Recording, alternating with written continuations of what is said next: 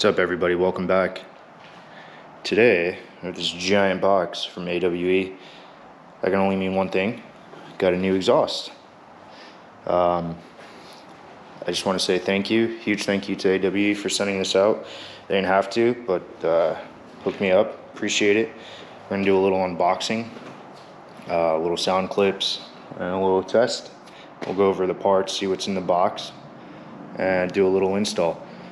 I'm going to try my best to just make this as simple as possible, just for the sake of editing on my side, because I'm terrible at it, but make it kind of enjoyable for whoever wants to watch.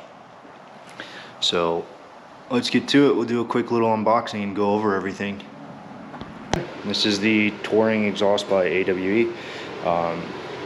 They have two editions. They have the Touring, which is the quieter version, and they have the Track, which is their obviously louder, lighter Track edition.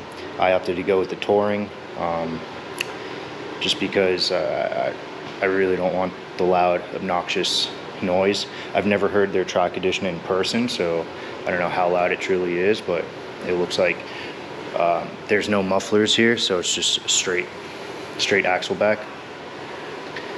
But yeah, I'm curious to see with this feature. It's got stamped on there the 180 technology. It's the drone cancellation. Curious to see how well that holds up. I think with just getting older, I'm opting for more quietness. Here's the chrome silver tips they have. Looks really nice.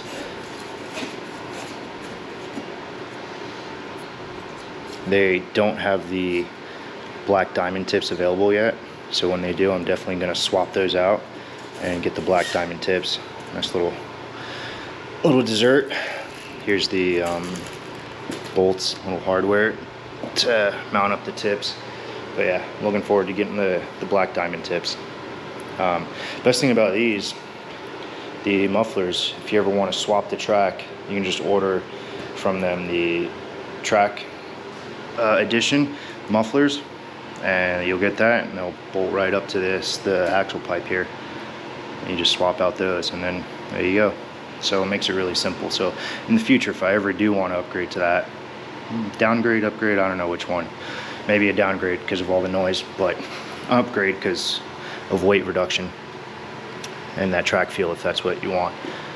Yeah.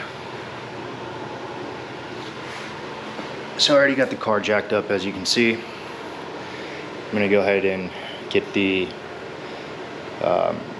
OEM exhaust off. That should be fairly simple.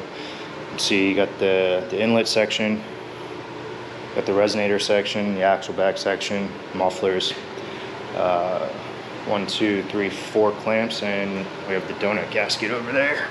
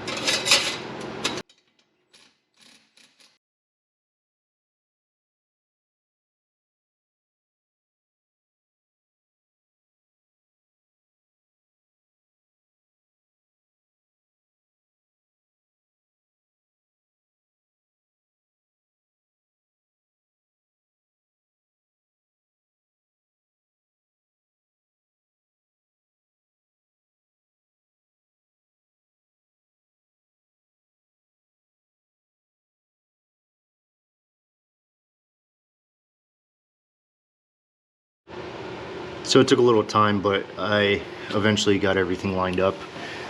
These wouldn't seat properly at first. Let me get some light. the mufflers wouldn't seat to the axle pipe here properly, so I just had to get it lined up. Then went and torqued it down, sent it home with the impact, and then recommended a torque minimum of 60 foot-pounds. But it's got a little spacer in between there that you can see, so it's not going to go past that, so there's really no failure point.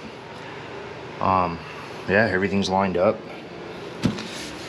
I had to adjust, the resonator pipe a little bit.